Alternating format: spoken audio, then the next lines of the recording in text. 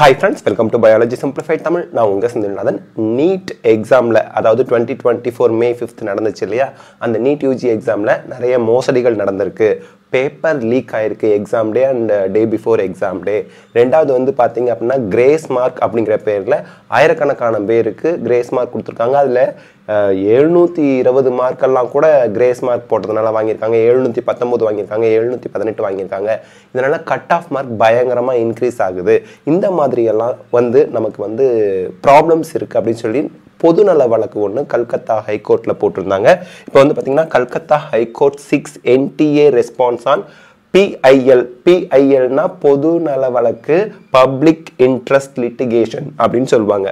alleging irregularities in NEET UG 2024 அப்படின்னு கொடுத்துருக்காங்க.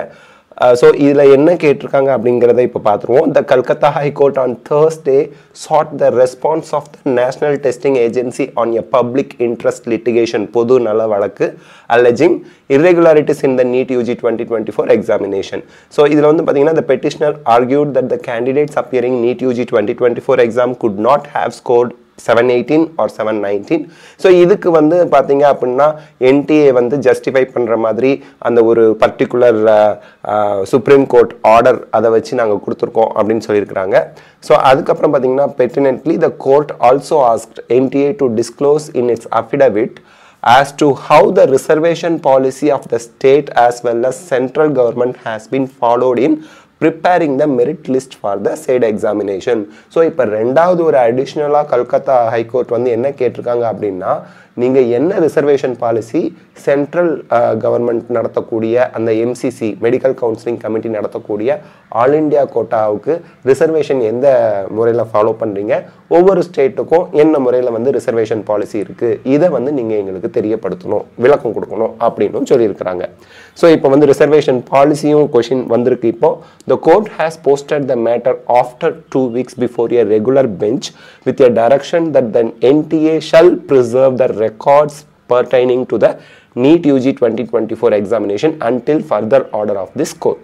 So அந்த கோர்ட்டோட ஆர்டர் வர வரைக்கும் 2 weeksல ரெகுலர் பெஞ்சுக்கு இந்த கேஸ் வந்து மாறும் அப்படின்னு சொல்லியிருக்கிறாங்க. The outcome of the counseling process shall abide by the result of the writ petition, the court clarified. So இப்போ கவுன்சிலிங் நமக்கு நடக்க போகுது, ஆல் இண்டியா கோட்டா ஸ்டேட் கோட்டாக்கெலாம் கவுன்சிலிங் நடக்கும். அந்த கவுன்சிலிங்கோட அவுட்கம் அப்படின்றது வந்து பார்த்தீங்க அப்படின்னா கோர்ட் கேஸ் இருக்கு இல்லையா, அந்த கோர்ட் கேஸோட முடிவு அதுக்கு தகுந்த மாதிரி தான் இருக்கணும் அப்படிங்கிறத இவங்க தெளிவாக சொல்லியிருக்காங்க. ஸோ இதுதான் இந்த கேஸோட டீட்டெயில். இது வந்து நேற்று இந்த கேஸ் நடந்து அவங்க வந்து ரிப்போர்ட் கொடுத்துருக்குறாங்க. ஸோ நமக்கு கவுன்சிலிங் நடக்கிறதுக்கும் இதுக்கும் எந்த விதத்தில் பாதிப்பு ஏற்படும் அப்படிங்கிறது பார்த்தீங்க அப்படின்னா, கவுன்சிலிங் நடக்கும், அந்த கவுன்சிலிங் அவுட்கம் இந்த கேஸ் அவுட்கம்க்கு ஒத்து போகணும் அப்படின்னு சொல்லியிருக்காங்க. 2 வாரம் கழிச்சு இந்த கேஸ் ரெகுலர் பெஞ்சுக்கு மாறும் அப்படின்னு கொல்கத்தா ஹைகோர்ட் வந்து சொல்லியிருக்காங்க. So this is the latest update. இதை பற்றி நீங்கள் என்ன நினைக்கிறீங்க கமெண்ட் செக்ஷனில் கமெண்ட் சொல்லுங்கள். நான் லாஸ்ட் வீடியோவில் வந்து எடுடெக் கம்பெனிஸ் வந்து இந்த மாதிரி நிறைய விழிப்புணர்வு வீடியோக்கள்லாம் போடுறாங்க. அவங்க ஏன் கேஸ் போடக்கூடாது ஹைகோர்ட்டில் சுப்ரீம் கோர்ட்டில் போய் against the scam in NEET exam தான் கேட்டிருந்தேன். I am not supporting NTA or I am not saying that நான் வந்து ஸ்கேம் நடக்கலை அப்படின்னு எப்போயுமே வந்து சொல்லலை. இந்த இடத்துல மாணவர்கள் மீது அக்கறையாக இருக்க மாதிரி காமிக்கக்கூடிய எடுடெக் கம்பெனிஸ் ஆல்சோ கேஸ் நடத்தியும் உங்கள் அக்கறையை காமிங்க அப்படிங்கிறது என்னோட ஒரு வேண்டுகோளாக போன வீடியோவில் இருந்துச்சு. அவ்வளவுதான். அதை தாண்டி எதுவும் நான் வந்து லாஸ்ட் வீடியோவில் சொல்லலை. பட் எனிவே அது ஒரு சைடு இருக்கட்டும். இப்போ நம்ம தெரிஞ்சுக்க வேண்டிய விஷயம், கவுன்சிலிங்க்கு நம்ம ரெடி ஆகிக்கணும். All India quota counselling as well as state quota counselling. ஏன் அப்படின்னா நமக்கு வந்து இந்த கேஸோட முடிவு எப்படி வேணா வரலாம். இப்போது ரீநீட் நடக்கிறதுக்கு வாய்ப்பு இருக்கா அப்படின்னு நிறைய மாணவர்கள் வந்து கேட்டுட்ருக்கீங்க. நிறைய பேர் வந்து அந்த பப்ளிக்கில் அந்த சோஷியல் மீடியாலலாம் வந்து ரீநீட் கண்டக்ட் பண்ணணும் அப்படின்னு ப்ரொட்டஸ்ட் பண்ணிகிட்ருக்காங்க.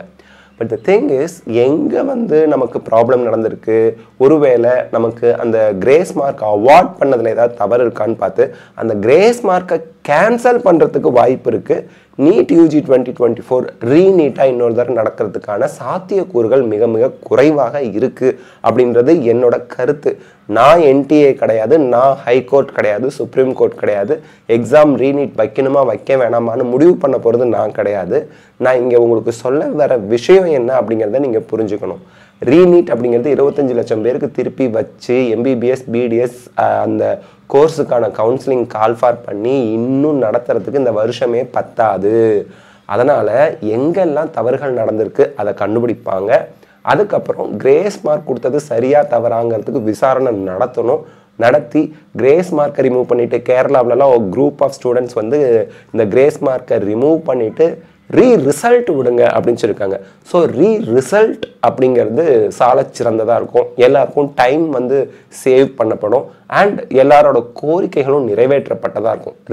Result will be more apt இந்த நேரத்தில். So that's the thing. உங்கள் வியூ என்ன அப்படிங்கிறது கமெண்ட் செக்ஷனில் சொல்லுங்கள். இந்த வீடியோ உங்களுக்கு ஹெல்ப்ஃபுல்லாக இருந்தால் லைக் ஷேர் கமெண்ட் பண்ணுங்கள். பயாலஜி சிம்பிளிஃபைட் தமிழ் சேனலுக்கு சப்ஸ்கிரைப் பண்ணுங்கள். Because your support is our strength. Thank you.